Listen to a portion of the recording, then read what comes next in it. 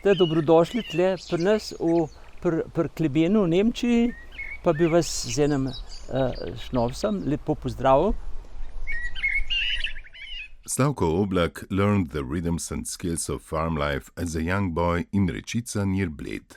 His father introduced him to carpentry and roofing, and by the time he turned 12, Slavko had mastered both crafts. He learned every aspect of farm work, which later allowed him to establish and successfully run his own farm after moving to Germany. It took him many years to acquire enough capital to lease his first piece of land and begin farming independently. This was his chance to put into practice the knowledge he had brought with him from Bled and the self-sufficient way of life on his family farm. Zdaj bom pa jaz pokazal največ naš premoženje, kar ga imamo, je pa naš vrt od moje žene. Ta je pa res največ ureden v življenju. Ko sem bil še jaz otrok, pri mizi, če smo jedli, zdaj pa jaz, kakor zgleda, sem imel velike oči, pa trebuh pa majhen. Pa sem si preveč napažal, oče pa rekel, vzem toliko, kar boš lahko pojedel. In če boš vzel, pa moraš pojesti tudi. Ne, da bi vzel pa pustil. A boš manj vzel, to so me pa vedeli, tisto, kar rabiš, da jaz pa je veliko naložil, pa nisem mogel pojesti. Pa je bil pa problem. Mama je rekla, ja, oče pa rekel, ne, pojedel boš. Ja, to me vse na rojstno, vse spominjam vse na domačijo in na naravo in skozi naravo. Jaz sem z naravo živel, z naravo sem delal in to tako je ostal kot doma. In kasneje smo poskusili v smislu na Bledu ali pa na moje domačije hiše, smo si poskusili tudi nekaj podobnega ustvariti. In skozi to tale naš vrt in naš obdelava zemlje in to zemljo obdelavo z naravnimi stvari, also brez kemikalij in tako naravno živeti sploh na takem prostoru.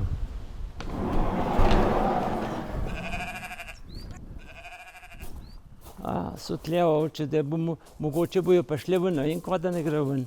Peci. Decades ago, such a way of life was rare, as it is today. Ja, kum.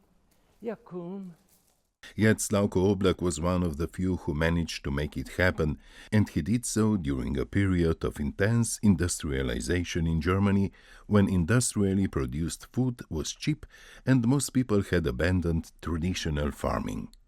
On his farm near Landshut, he recreated the entire cycle of organic production as he had known it from home.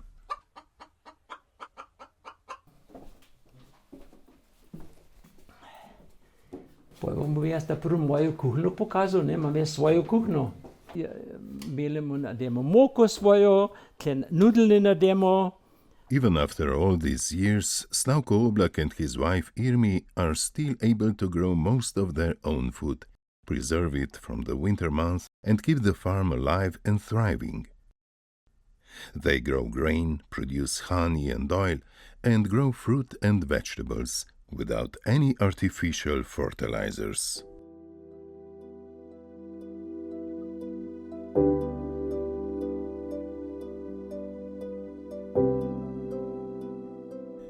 What is fascinating is that from the very first encounter with Oblak's sculptures, you feel an extraordinary gentleness and softness in their forms, although they are created from bronze, a material which seems cold and harsh.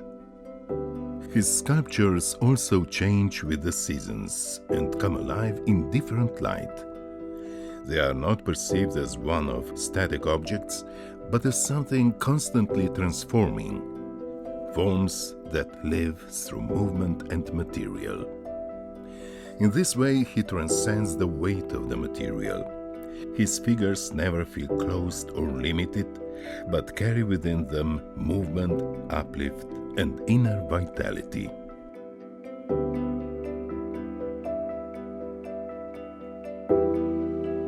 Moj umetniški življenje si začel kot otrok žeti.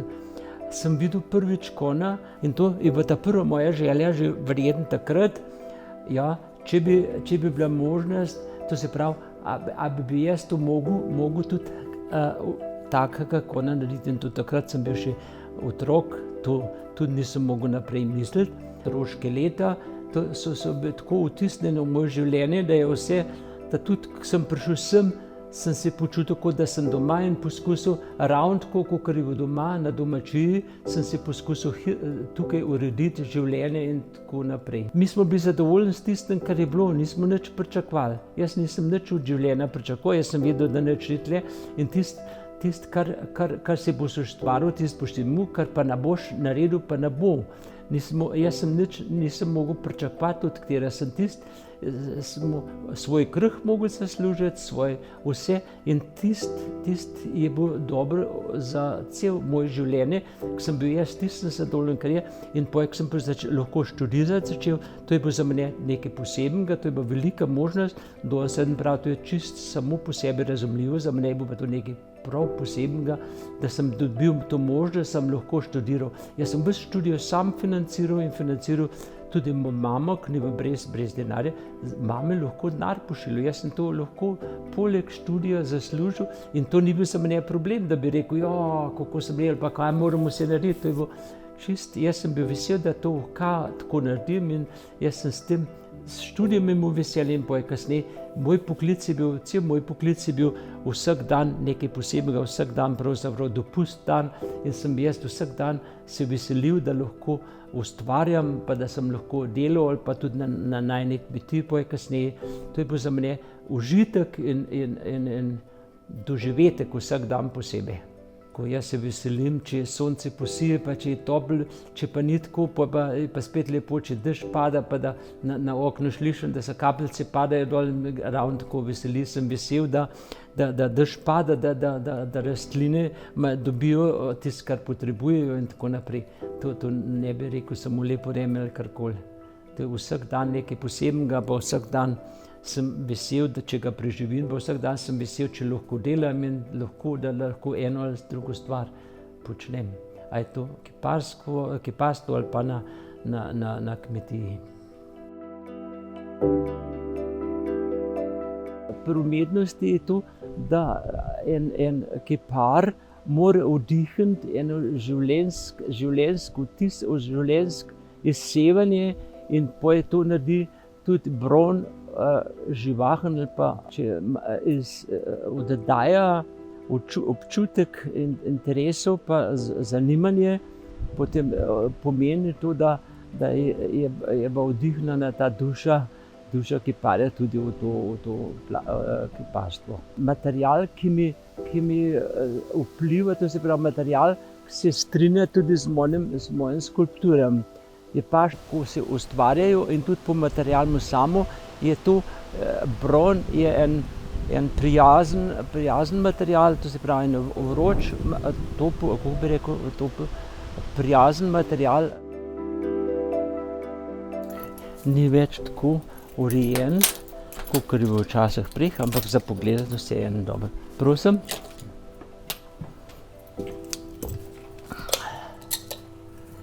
To je pet za topljenje brona.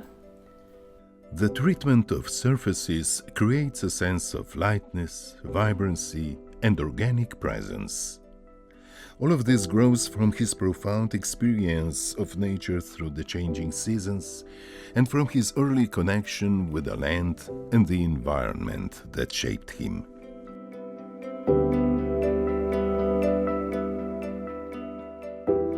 For many people, winter is the inactive part of the year, when nature sleeps and people wait for spring.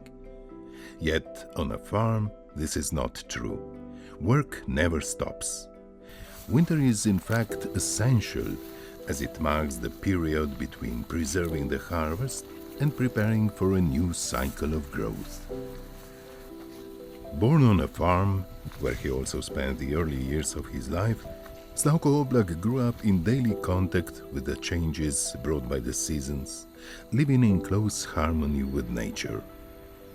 To him, nature was never something separate from human life, as we so often tend to perceive it today.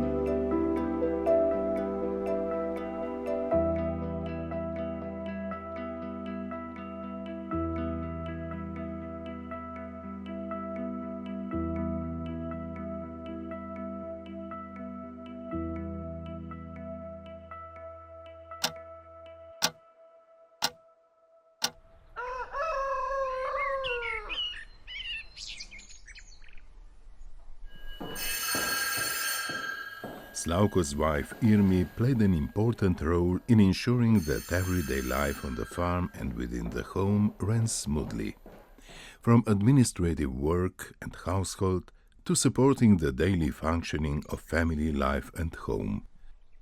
At the same time, Slavko Oblak, through his physical work on the farm and his creative practice, provided both the material and creative continuity of their shared life.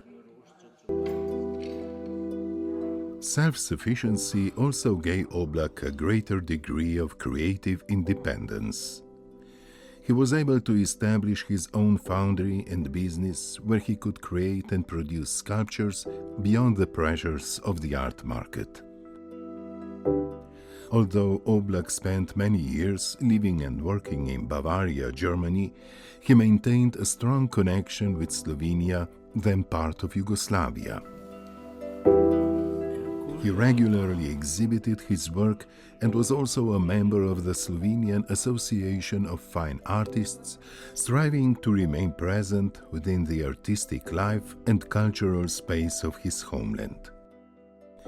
Yet at that time there was still little support for placing his sculptures in public spaces or acquiring them systematically. With the emergence of a new state, Oblak's work gradually gained wider recognition. A particularly meaningful moment came when his first sculpture was purchased and installed on the shores of Lake Bled. Others followed, and today Bled features several of his works.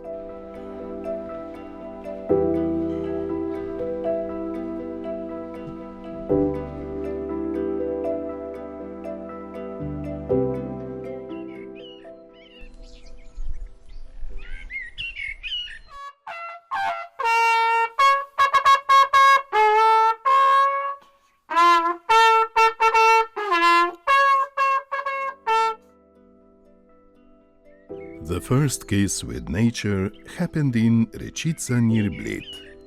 Slavko immersed himself completely in it and became part of it, together with flowers, trees and fields. This profound connection with the natural world has deeply shaped both his life and his artistic journey.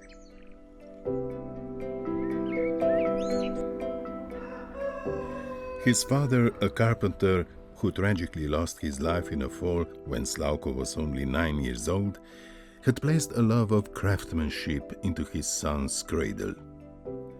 An equally important influence was his mother, who created bouquets for sale and had a natural sense of beauty and form. Slavko often helped her and through this developed a special bond with flowers and plants. While gathering flowers for sale, he came to know many meadow flowers. Nature fascinated him and he loved it deeply. It later became an important element of his sculptural motifs.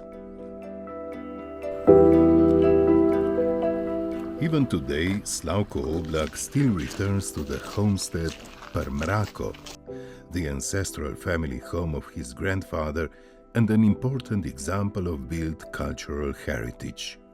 A traditional 17th century farmhouse of the Gorinska region. Mrako is a typical multi-generational farm where life and work continue to follow the rhythm of the seasons.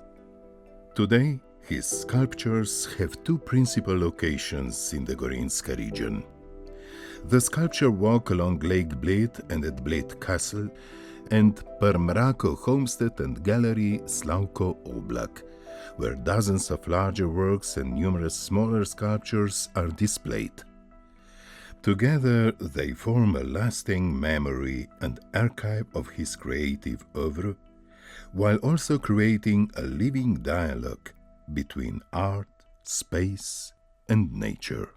Velik veselje, to je jaz grem proti koncu življenja in to je v življenju pomeni to en dober znak, da ni cel življenje bil zastonj, da sem tudi zdaj, da bo to za cel Bled, pa za ljudi, pa za Gorenjsko, tudi, da sem za Gorenjsko tudi nekaj dobrega naredil, nekaj mogoče nekaj posebnega ali pa nekaj zanimivega, tako da bo Bled tako, da Bledu ne bo škodoval, ampak da bom to koristil, da veselje imam s tem, da je tako, da se na vse zadnje sem bil tako dobrodošli in da so vsi tako zadovoljni z mojim delom in da se je to lahko tako naredil.